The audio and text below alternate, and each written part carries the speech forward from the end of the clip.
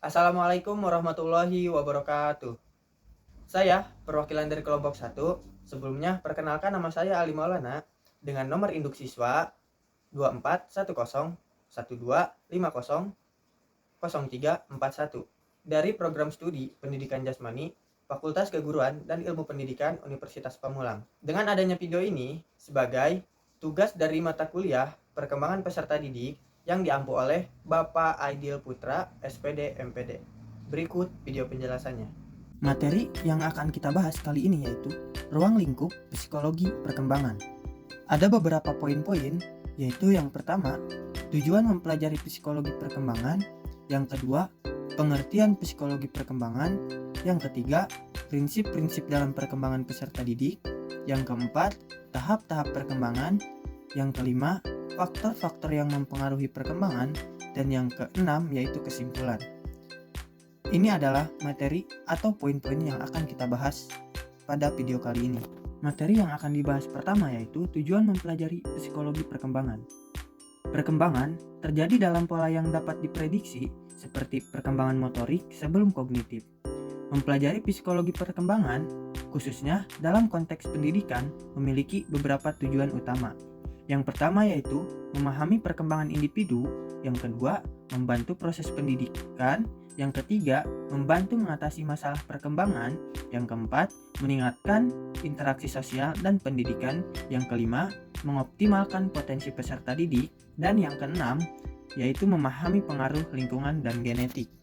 Dengan memahami psikologi perkembangan, pendidik, orang tua, dan tenaga kependidikan dapat lebih efektif dalam mendukung perkembangan peserta didik agar mencapai kesejahteraan dan kesuksesan dalam hidupnya. Materi yang selanjutnya yaitu pengertian psikologi perkembangan. Psikologi perkembangan adalah cabang psikologi yang mempelajari perubahan perilaku, kognitif, dan emosional manusia sepanjang rentang kehidupan. Fokus utamanya adalah bagaimana individu berkembang dari bayi hingga usia tua. Psikologi perkembangan adalah studi tentang perubahan yang terjadi pada individu sepanjang kehidupannya, baik dalam aspek fisik, kognitif, emosional, maupun sosial. Ilmu ini membantu memahami bagaimana seseorang belajar, beradaptasi, dan berkembang dalam berbagai tahap kehidupan. Materi yang selanjutnya yaitu prinsip-prinsip dalam perkembangan peserta didik. Ada 4, yaitu yang pertama, prinsip-prinsip utama dalam perkembangan peserta didik itu meliputi perkembangan bersifat berkesinambungan yang terjadi secara bertahap sepanjang hidup. Yang kedua, perkembangan terjadi dalam pola yang dapat diprediksi seperti perkembangan motorik sebelum kognitif. Yang ketiga, setiap individu berkembang dengan kecepatan yang berbeda, tergantung pada faktor bawaan dan lingkungan. Dan yang terakhir, interaksi antara faktor genetik dan lingkungan berperan dalam perkembangan seseorang. Materi yang keempat yaitu tahap-tahap perkembangan. Beberapa teori psikologi perkembangan membagi tahap-tahap kehidupan seperti teori Piaget atau kognitif dan teori Erikson atau psikososial.